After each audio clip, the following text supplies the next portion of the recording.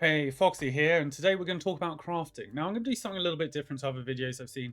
I'm not going to just say how the items used, but I'm also going to say how I approach them and maybe how you can think about it when you're doing crafting. So you've got some examples of how you should approach it once you know what the items do. Also, I'd like to say this isn't as complex as Last Epoch, where you need a PhD, or Diablo 4, where you could have been hit by a bus and you still probably could do the crafting. First of all, I'm just going to get rid of my good doggos because they're going to be barking throughout the whole video, so let's get rid of them. So I'm going to press F to bring up the crafting menu. And what we have here is a weapon for my build. It's not a great rare, to be honest, but we're going to use it for the demo. I'm looking at lightning damage, minion damage, that sort of stuff for my build. Crit's always nice as well. So this is an okay item, and I'm going to show you the approach of how I look at items when I'm looking to craft on them. So first of all, we've got an empty affix slot. So I've got a few options here in crafting. I can look to upgrade this item, this affix, or this affix. I probably want to re-roll this affix, and I want to add an affix here. So what order do I do the things, and how do I approach it? First of all, I'm just going to give a quick explanation of what forging potential is. So imagine forging potential is your pot of gold. You've got a pot of gold. This one has a pot of 20 gold. If I use a Glyph of Hope, this is the glyph here, which is in the middle. This allows me to sometimes get upgrades for free. So that's quite useful. I always have this in the slot, unless I have to use a different glyph. So before I'm going to start, I'm going to add something to my item. Before I upgrade anything else, this is just a completely missed opportunity if I don't add something here. So I'm going to add something here for the first thing I'm going to do. And that's generally a good rule of thumb. If you've got an item that's good and it's got lots of stats, you probably just want to make sure it's got 4 maximum stats at least. So what do I want? So let's have a look. All attributes is pretty strong for my build, but I'm looking for something a little bit better. At the moment, it's a little bit buggy in that the menu covers all of what you can see. Good old launch. But I'm looking at shock, right? So I'm a lightning build, so I'm going to click shock here, and you can see it's going to use up anywhere between 1 and 18 of the money I have. That's a lot, and that's quite risky. But I'm going to do it anyway. I'm going to do a Glyph of Hope, and we're just going to hope that gambling is on my side. It used 4. That's a small amount, and now I've got that affix on there. That's pretty good. Next thing I'm going to do is upgrade my lightning damage. I could look to re-roll this, and how you re-roll something, I'll show you in a little bit. But I think lightning damage is my best stat, so I'm going to now go for the lightning damage. I think this is the big boy damage for me, so I'm going to go for that first. Again, I'm going to put the Glyph of Hope there. I hope I get it for free. It cost me 1. I'm loving life. Critical strike multiplier is pretty good. I don't really want to upgrade that right now. So what I'm going to do is try to re-roll this for something better for my build. Because this is really good, but this is absolute garbage for me. So I'm going to re-roll it. So how do we do that? So then we go to this. It's called the Glyph of Chaos. Now I no longer have the chance to get free credit, which is a shame. But this will randomly upgrade this to a different affix, which is what I want, because this isn't doing anything for my build. So I'm going to click this. Chance to ignite on hit. That's not great. So I've got 2 choices now. I could either upgrade the crit, which is definitely good, or try to re-roll this again to get something better. Now, the reason I'm going to go for the upgrade crit is I know this is better for me. This could go to something rubbish, and I'm probably going to run out of forging potential here. So what I'm going to do is I'm going to upgrade the multiplier instead. And we're going to make sure we don't have the chaos here. We're going to switch it back to the hope to get it for free, hopefully. And here we go. It used it all up. So now I've got this item. Now this isn't the best craft item. I would have liked this to be better. I would have liked to have had some free rolls to upgrade this further. But that's the general rule of thumb. And all we've used is a Glyph of Hope and a Glyph of Chaos. Glyph of Hope for the free credit sometimes, though I didn't get any. And Chaos is what you do to reroll an affix. Next, we're going to look at the Glyph of Order. Now, the Glyph of Order allows you to upgrade an item, but keep the role of a particular affix. And what I mean by that is if you press Ctrl-Alt on an item, I'm going to craft this ring. Stick that in there. And if you press Alt or Ctrl-Alt, you can see the ranges the affixes could have rolled in.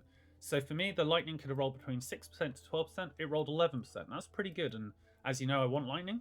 So what I'm going to do is select the Glyph of Order. And I'm going to click the upgrade button here. And what will happen is this Glyph of Order will maintain that roll percentage in the band up when it upgrades. So I'm going to upgrade it to 20%. And we're going to click on the item again to demonstrate that worked. And now you can see it's hit 20% out of 21%. It's maintained that percentage of the roll it's hit. So let's say that was a 95% roll. It's 95% by the tier above. So that's what you do for the Glyph of Order. And I'll tend to do that to upgrade really specific things. Normally, let's say it's a tier 4 and it's a top end roll and we want to hit that tier 5. That's when I use the Glyph of Order. I wouldn't use it on these low level rolls. I'd roll to like tier 4 maybe, and then I'd use the Glyph of Order to hit the tier 5. Right, and finally the Glyph of Despair. So I'm going to use this chest as an example. So what the Glyph of Despair does is allows you to seal one of these affixes off to the side, giving you a free space. You can only use it on tier 4 and below, and the higher the tier, the harder it is to seal something off. What it'll do is if you fail to seal it, it'll just upgrade the item instead, the affix instead. So I'm going to seal off the health. Health is quite useful, just to have off to the side, and it'll free me up another slot as well. Now, when would you use this? You tend to use this when you really want to get that amazing end game piece of gear, where you've got 4 really, really good affixes, and you're going to save one of them off to the side, and you're going to add an extra affix on just to make it the most juicy piece of gear you can make. This one is garbage, but we're going to do it anyway. So here we go. I really hope this works, because these aren't cheap, these Glyphs of Despair. They're quite hard to find. So here we go. I'm going to upgrade, and I'm going to click here, upgrade affix. It's sealed it off, so you can see that it's gone off to the side, freeing me up a slot now to add something else that I want. I want to add, let's say, elemental resistance here, and I'm going to add the Glyph of Hope back in to give me a lucky chance to get freebie. I didn't get a freebie. The forging potential's used up, but I now have 5 affixes on my piece of gear, which is great. So I'm happy with that. I'm going to put that off to the side. The final glyph I want to mention is the Glyph of Insight. Now, I don't actually have that at the moment. It's quite rare, but it allows you to basically convert an affix into an experimental affix. And experimental affixes are these weird things that you get from the mages in the cages. Didn't mean to rhyme that, but we're keeping that in. And it basically allows you to get one of these blue pieces of text when you convert an affix. So you convert an affix into potentially one of these blue pieces of text and gives you experimental affix. And if you hover over here with the alt, you can see it says experimental affix tier 2. So that's just an example of what the experimental affix looks like. Next, we're going to talk about ruins, and these are the ruins down the bottom here. So the first ruin I want to talk about is the Ruin of Shattering, and I would advise you buy some of these up from the vendor when you're low. They're very useful, and what they do is they give you back some of the shards on a piece of gear. Now, when do I use Ruins of Shattering? So I tend to use them when there's lots of affixes that are useful to me on a piece of gear, but I don't really care about any one particular affix, because it will give you a random selection of some of them. So I'm going to demonstrate that here. I'm going to click this and it's going to shatter it, and it gave me 3 of the affixes and some of these amounts. So that's really useful for just building up your affix backlog so you can use them for crafting in the future. The next ruin I want to talk about is the Ruin of Discovery. So what you do is you put in an item that doesn't have all its affixes. So I'm going to pick this one. Somehow it only just has the one. I've never seen that an exalted item other than this one, but it's a good example for the discovery. So what we're going to do is we're going to click Ruin of Discovery like this, and it's going to put 3 random tier 1s because there's 3 tier slots. This is actually really, really useful because it's more likely to give you rare affixes than doing it any other way. So I'm going to click this button. It's giving me 3 affixes. Let's see if any of them are rare. None of them are really rare in this case, but it's giving me 3 affixes, of which I like this one, I like this one, I like this one, and this one's not too bad either. So that's what you use the Ruin of Discovery for. So what else can we do with ruins? So another ruin that we can look at is the ability to re-roll all the affixes on an item within their tiers. That's the Ruin of Refinement. Now let's have a quick look at what the affixes rolled. So this rolled 273, that's middle of the road of the range. It rolled a crit of 25, that's again slightly better than average but pretty low. The health on hit is the lowest, and also the chance to shock on hit is lowest. So this is a great candidate for the Ruin of Refinement, which re-rolls all of those roll ranges. So let's do that now and see what we get. Okay, so we're going to go back to here, and we rolled slightly better, I think. No, actually, we rolled slightly worse on that one. That's a shame. The crit rolled worse as well. The health is the same, and the shock chance is also dismal. This is perfect for a demo. I love showing demos where this just goes horribly wrong. But we're going to roll again. Why not? And we got the Glyph of Hope there, giving us a freebie. Genuinely, what you want to do is have these at the levels you care about, because when you upgrade, you're going to re-roll all of these stats anyway. So you might as well get them to level you want. And if you've got forging potential left over and you're not liking the rolls on the affix, you re-roll. I'm going to roll one more last time just to see if I do any better. Let's have a go. Okay, so we've got the rolls this time. Even worse. Okay, we're just going to stop that on the demo here on this bit. Ruin of Refinement, that's what it's used for. It can be useful. Apparently not for me, though. The next rune I want to show is the Rune of Removal. So this is another good demonstration here. The Rune of Removal, why would you use this over a Shattering? So what does the Rune of Removal do first? It will remove a random affix here and give you all the shards back. Now I've got one really good affix here, the T6 physical damage, and if I were to shatter this, I might not get this affix at all. I might get or a small amount of shards. So I'm going to roll on these to try and get that. I'm going to use the Hope again, just in case I lose up all the forging potential trying to get to it. So I'm going to remove it. I didn't hit the damage. I'm going to try again. I still didn't hit the damage, and I ran out of forging potential. But you get the gist. I got back all the shards, and my luck is in the bin today. So we'll move on to the next rune. So the next rune is the Rune of Ascendance, and this is my favorite, right? So what this does is it will re-roll something of a base type into a unique of the same base type. I need a specific helmet. I need the helmet of Scurry because I want squirrels. And this helmet could upgrade into it because it's a helmet, and the unique I need is a helmet. So we're going to roll. Based on my luck, it's not going to work, but we'll give it a go.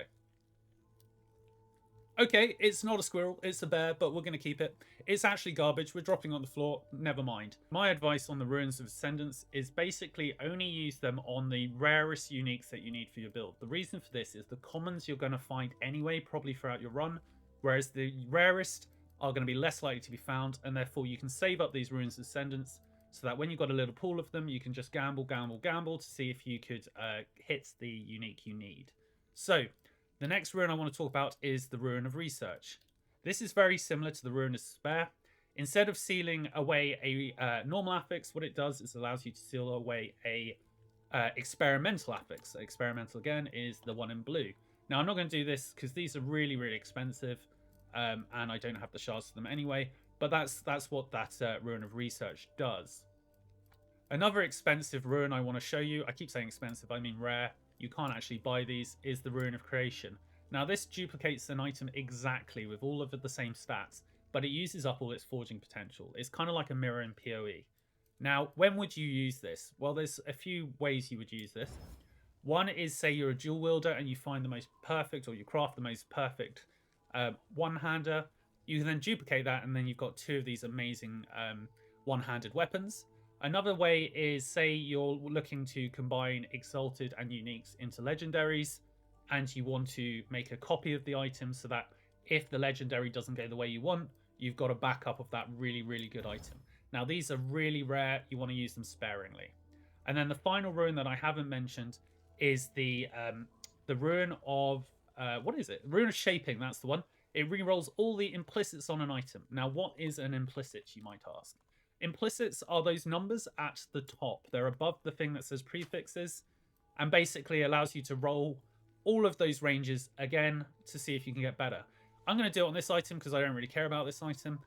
You can see that it's rolled pretty badly on the Decay, or pretty middle of the road.